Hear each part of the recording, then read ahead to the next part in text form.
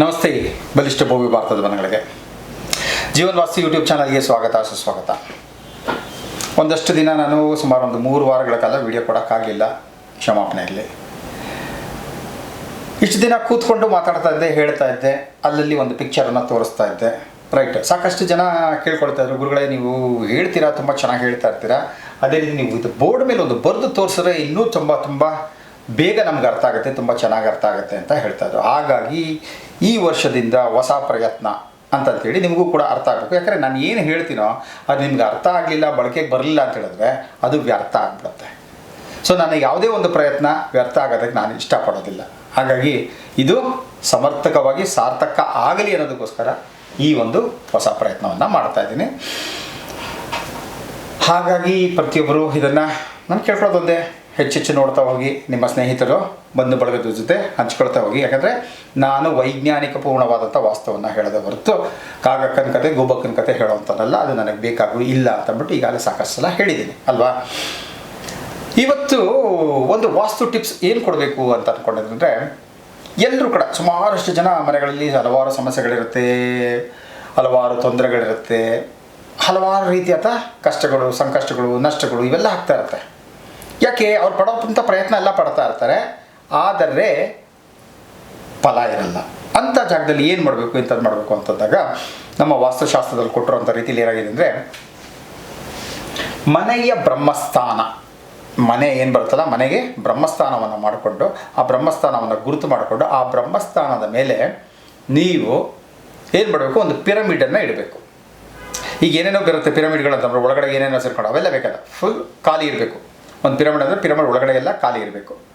Okay, ಅಂಥ ಒಂದು ಪಿರಮಿಡನ್ನು ಏನು ಮಾಡಬೇಕು ಅಂತಂದರೆ, ನೀವು ಫಸ್ಟು ಮನೆಗೆ ನಾರ್ತು ಸೌತು ಎಷ್ಟಿದೆ ನೋಡ್ಕೋಬೇಕು. ಸೊ ಬ್ರಹ್ಮಸ್ಥಾನದಲ್ಲಿ ಇಡಬೇಕಂತಬಿಟ್ಟು ಎಲ್ಲೋ ತೊಗೊಂಡೋಗಿ ಇಟ್ಬಿಟ್ರೆ ಆಗಲ್ಲ. ಆ ಬ್ರಹ್ಮಸ್ಥಾನದಲ್ಲೇ ಅದನ್ನು ಉಲ್ಟಾ ಪಲ್ಟಾ ಇಟ್ಟರು ಆಗೋದಿಲ್ಲ. ಅದನ್ನು ನೋಡಿ, ಇದನ್ನೇ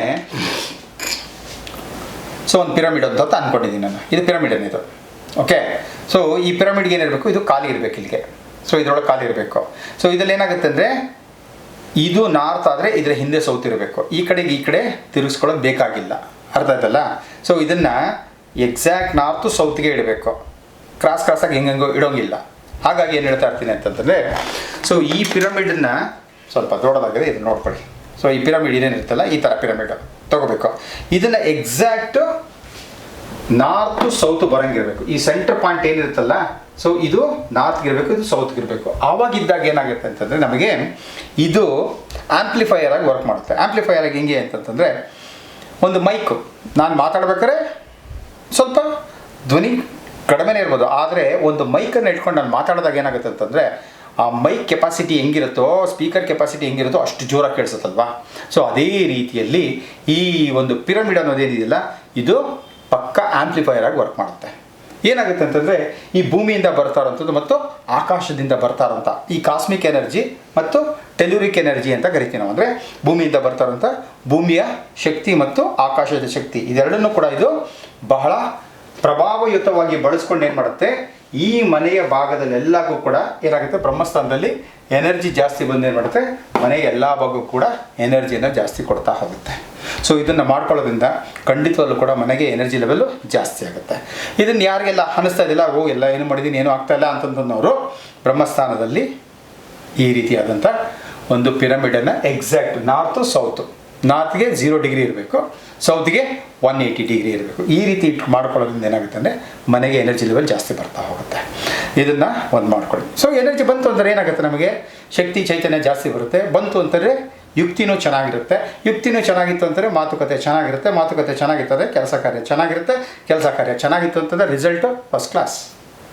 ಇದು ಆಗಬೇಕು ಅಂತ ಅನ್ನೋದಕ್ಕೋಸ್ಕರ ನಾನು ನಿಮಗೆ ಈ ಒಂದು ವಾಸ್ತು ಟಿಪ್ಸನ್ನು ಕೊಡ್ತಾಯಿದ್ದೆ. ಓಕೆ, ಮತ್ತೊಬ್ಬರು ಏನು ಕೇಳ್ತಾ ಇದ್ದಾರೆ ಅಂತಂದರೆ, ಪ್ರಶ್ನೆಗಳು ಅಂತಂದು ಕೇಳಿದಾಗ ನೋಡಿ ಇದರಲ್ಲೇ ಬರ್ಕೊಂಡ್ಬರೋಣ. ಓಕೆ, ಅವ್ರಿಗೇನಾಗಿದೆ ಅಂದರೆ, ಸೌತ್ ವೆಸ್ಟು ಎಕ್ಸ್ಟೆಂಟ್ ಆಗಿಬಿಟ್ಟಿದೆ ಅಂತೆ ಈ ರೀತಿ.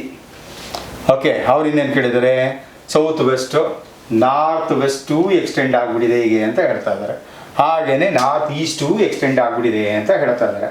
ಇದಕ್ಕೆ ಪರಿಹಾರ ಕೊಡಿ ಅಂತ ಕೇಳ್ತಾ ಇದ್ದಾರೆ.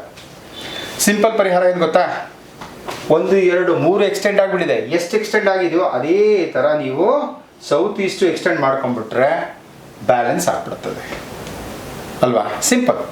ಸೊ 3 ಎಕ್ಸ್ಟೆಂಡ್ ಆಗಿದೆ ಅಂತ ಹೇಳಿದ್ದಾರೆ. ಸೊ 3 ಎಕ್ಸ್ಟೆಂಡ್ ಆಗಿದೆ ಅಂದರೆ ಅಷ್ಟೇ ಲೆವೆಲ್ಗೆ ನೀವು ನೋಡಿ, ಇದೇನಾಯ್ತು, ಇದು ನಾರ್ತ್ ಈಸ್ಟ್ ಆಯಿತು, ಸೌತ್ ವೆಸ್ಟ್ ಆಯಿತು, ನಾರ್ತ್ ವೆಸ್ಟ್ ಆಯಿತು, ಸೌತ್ ಈಸ್ಟನ್ನು ಕೂಡ ಎಕ್ಸ್ಟೆಂಡ್ ಮಾಡ್ಕೊಂಡ್ರೆ ಏನಾಗ್ಬಿಡುತ್ತೆ, ಬ್ಯಾಲೆನ್ಸ್ ಆಗ್ಬಿಡುತ್ತೆ.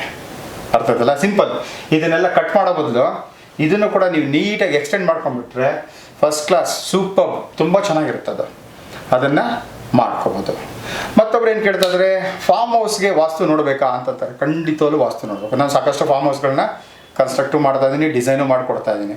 ಅದರಲ್ಲಿ ವೆರಿ ಇಂಪಾರ್ಟೆಂಟ್ ಪಾಯಿಂಟ್ ಏನೇನು ಇಟ್ಕೋಬೇಕು ಅಂತಂದರೆ, ನಿಮ್ಮ ಫಾರ್ಮ್ ಹೌಸಲ್ಲಿ ಯಾವ ಭಾಗ ಎತ್ತರದಲ್ಲಿ ಇರುತ್ತೋ, ಅದು ನೈಋತ್ಯನೇ ಇರ್ಬೋದು, ವಾಯುಮೂಲೆನೇ ಇರ್ಬೋದು, ಆಗ್ನೇಯ ಭಾಗನೇ ಇರಬಹುದು, ಅಥವಾ ಪಶ್ಚಿಮ ಇರ್ಬೋದು, ಪೂರ್ವ ಇರ್ಬೋದು. ಯಾವ ಭಾಗ ಎತ್ತರ ಇರುತ್ತೋ ಆ ಭಾಗದಲ್ಲಿ ನೀವು ಫಾರ್ಮ್ ಹೌಸನ್ನು ವಾಸ್ತು ಪ್ರಕಾರ ಕಟ್ಕೊಂಡ್ರೆ ಅಭಿವೃದ್ಧಿ ಆಗುತ್ತೆ.